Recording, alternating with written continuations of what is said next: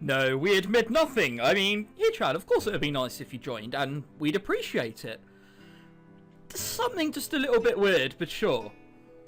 We'll run with that, even though I'm not too sure. But even without all that, joining the student council shows a healthy interest in the workings of one's school. Yep, it's true, Hichan.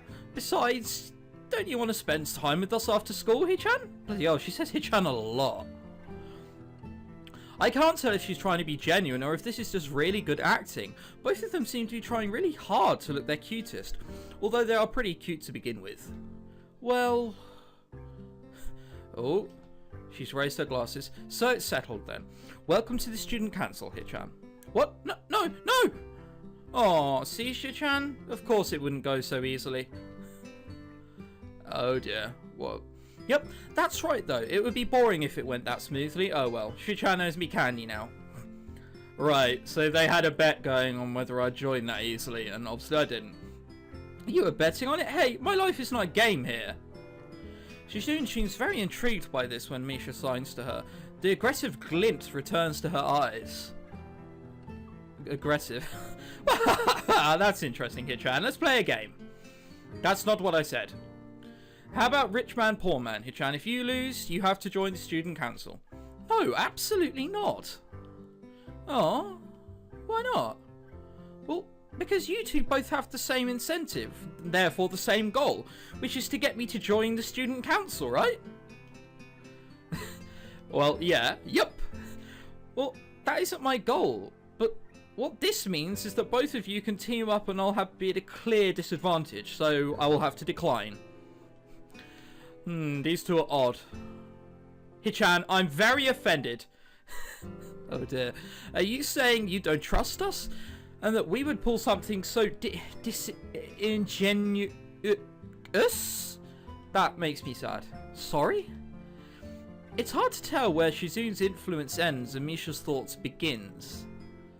Probably not that far. I can't imagine Shizune being the serious one here.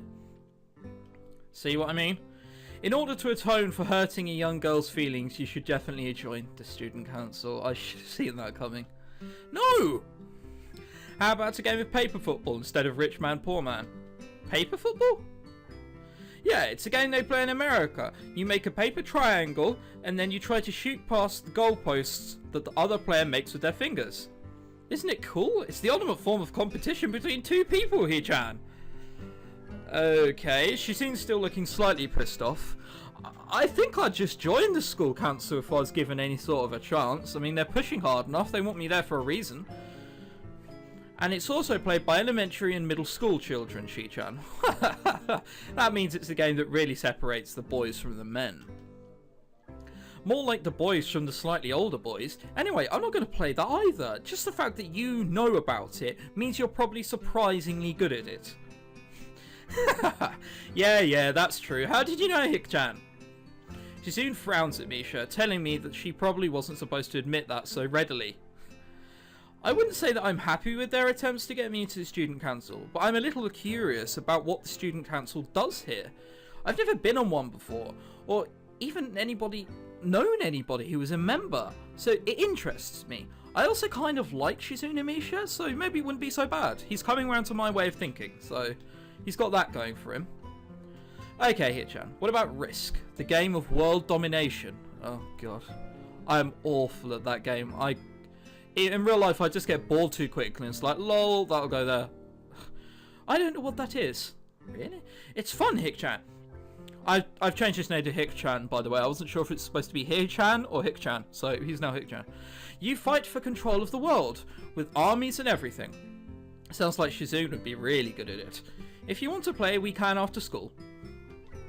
Oh, really, Shi-chan? We can play just for fun, Hik-chan.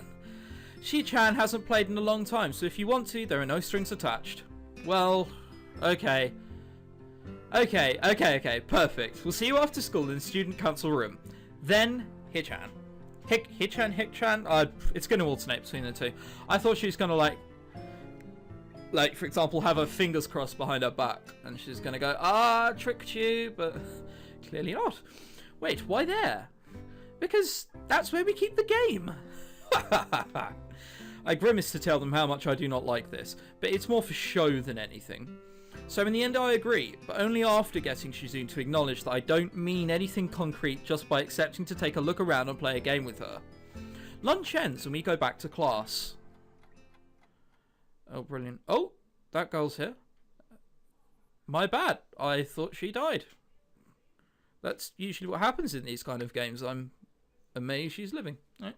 During afternoon classes, the long-haired girl comes back and sits down in her seat without a word.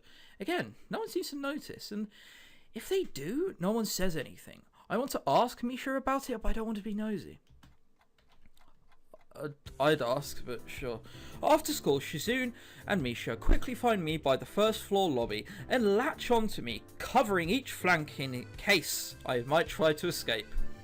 I feel a little offended, but I'd been considering it. Nevertheless, I'd be disturbed that enough people had made a break for it in the past that they're on guard. That or they just know what you like, Hisao. What's with the escort? This doesn't make me feel very comfortable. In fact, it makes me feel like a dangerous prisoner being transported to his cell.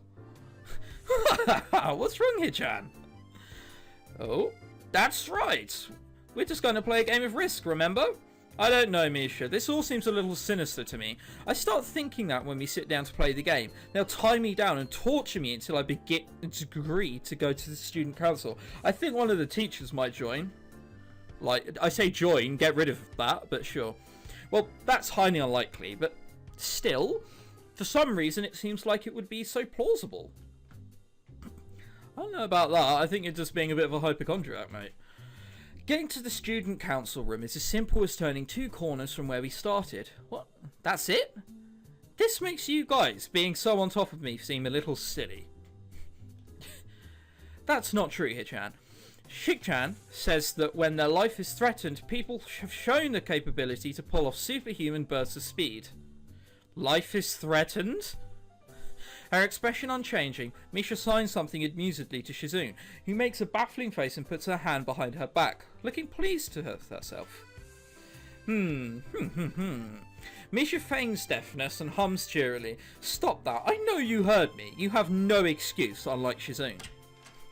Shizune opens the door to the student council room. It's a very plain, sparsely decorated room, although it is quite large, maybe even a little larger than the classroom.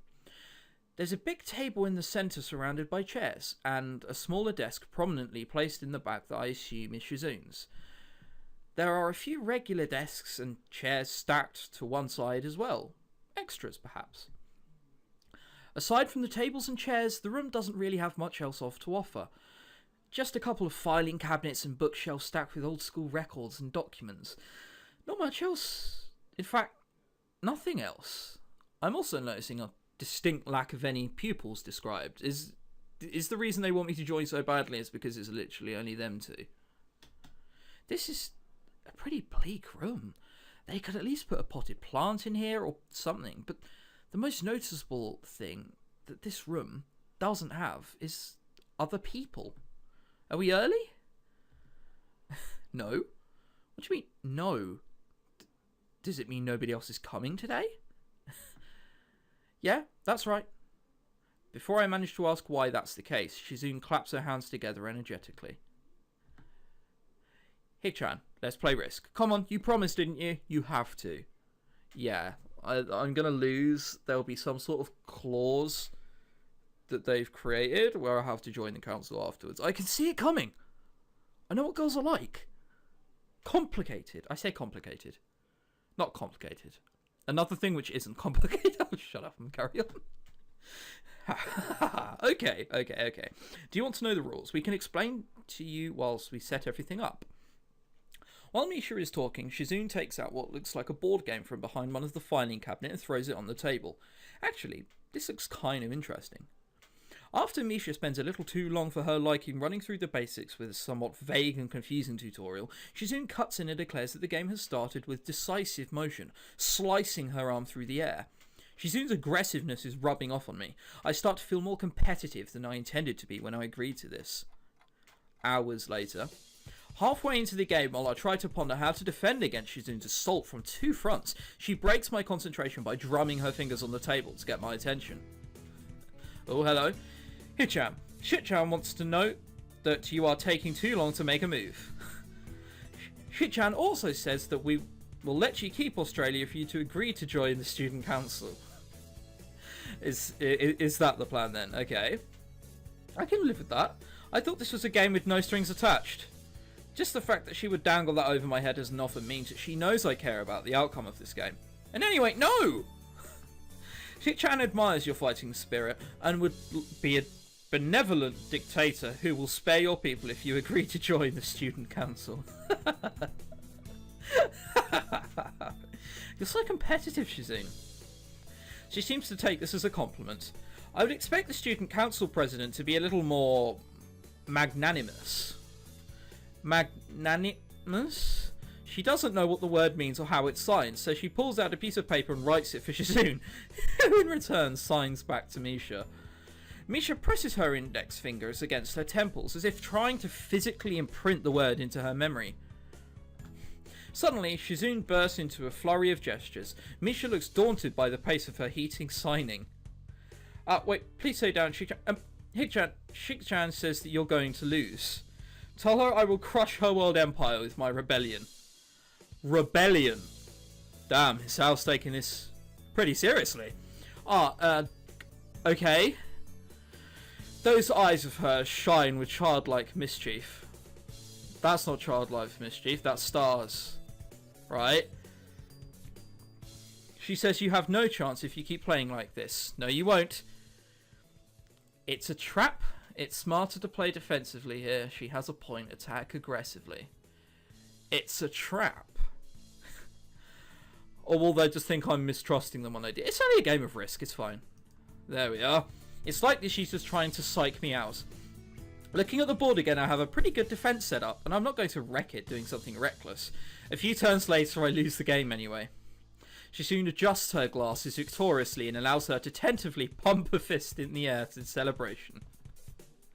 Wahaha, Hicks-chan, you lost when you allowed me to take North America. Well, I mean, Shik-chan, not me.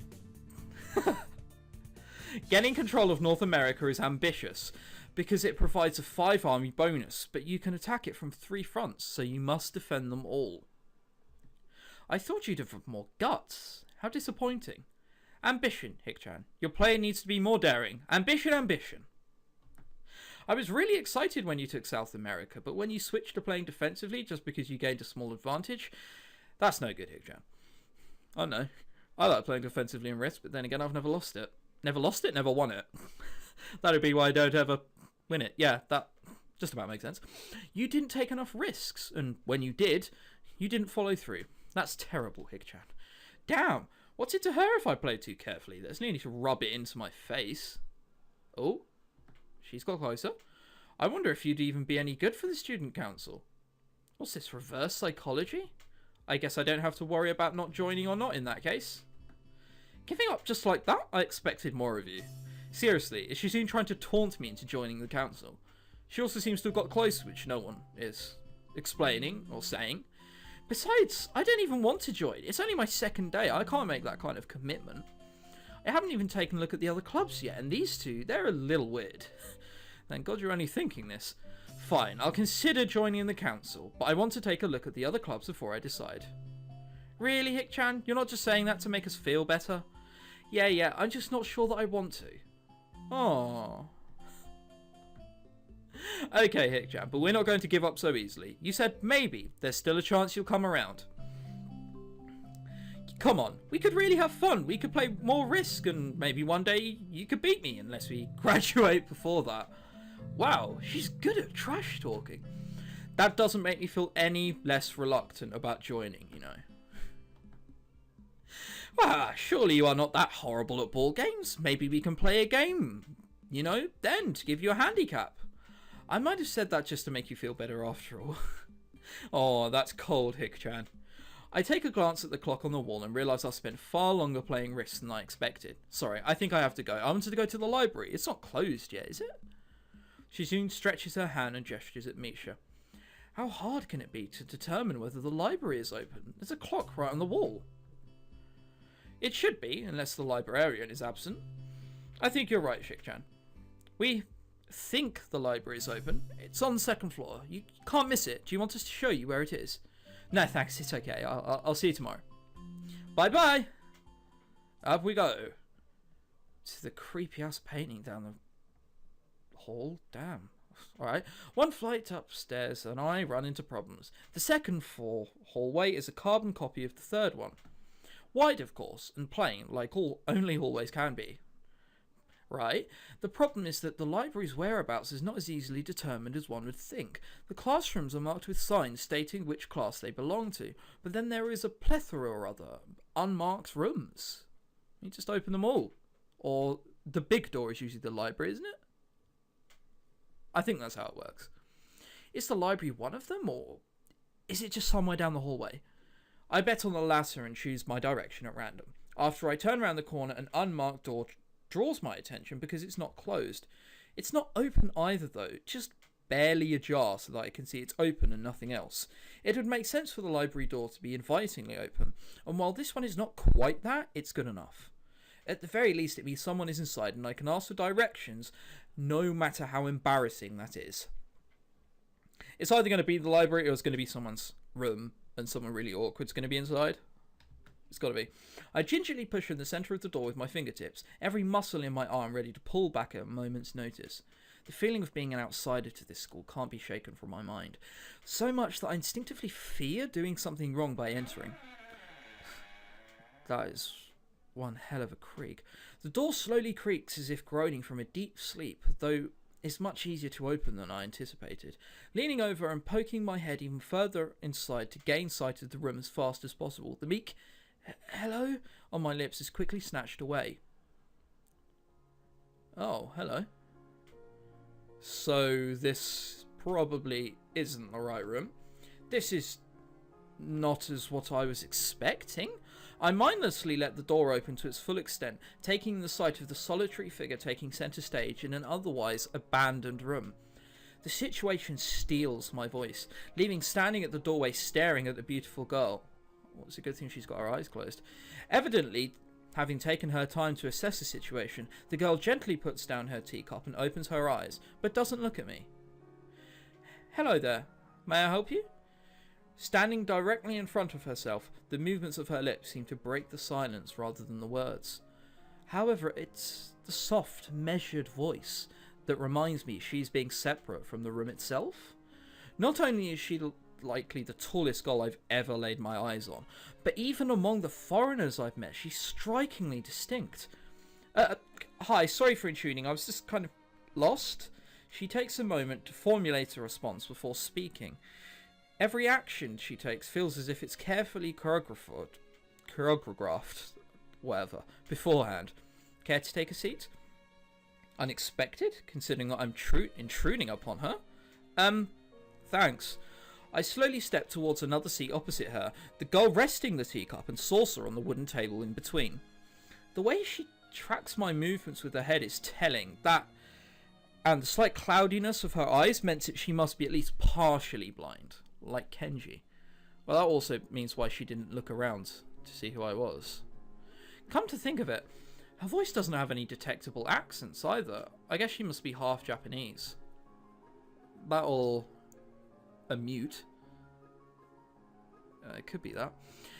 As I take my seat, her composure takes me slightly off guard. Her air of relaxed confidence makes the silence entirely comfortable. The calming atmosphere is so very different from the student council office. I take it you're a new student to Yamaku? Yeah, I was just transferred in yesterday. I get the distinct feeling that my speech patterns don't match the formality of hers, accentuated by her restrained bow of greeting. One which I hasten to match, before realising the futility of the action. I'm Lily Sato, pleased to meet you. Hisao Nakai? She gives a nod before gesturing roughly in the direction of her teacup. Would you care for a drink? Sure. As much as it pains me, I can't step with her formality in the proceedings. She gives me a kind nod, taking the request in stride. Without another word, she steps off the chair and prepares a second cup of tea from a collection of supplies laid out on the shelf. A brush here, a brush there, her left hand often lightly touching the side of whichever container she's pouring into. It seems to be a process she's followed dozens of times before. As I lean sideways to see around her back, she seems to use a long dainty finger to measure the right amount of water in the teacup. Yeah, she's blind then, I take it, but she can hear me, so she's not a mute, I don't think. I gotta stop guessing because I'm always wrong. It's one thing to see different disabilities the students in my class have, but it's quite another to see how everyone seems to adapt. Shizune and Misha have no problem working together to communicate to me, and Lily herself seems to have workarounds for problems I'd never thought of. While I feel slightly guilty about her doing the work, she seems pleased to follow the correct process of the offerer preparing the drink. So, her soft voice brings me out of my silent observance. Which room are you looking for? It's not often this classroom is visited after school. The school library. Shizune and some classmates told me it was on this floor? She finishes pouring water into the teacup as she nods, a small metallic tapping coming from the teacup indicating it being stirred. I'm aware of Miss Hakamachi, as are most of the students. To be with them means you're in class 3-3, no? That's right, in the science room with Muto. She gives a small giggle before settling down the teaspoon and slowly walking towards the table, teacup and saucer in hand. He's quite a character. I imagine you'll come to like him. Most do.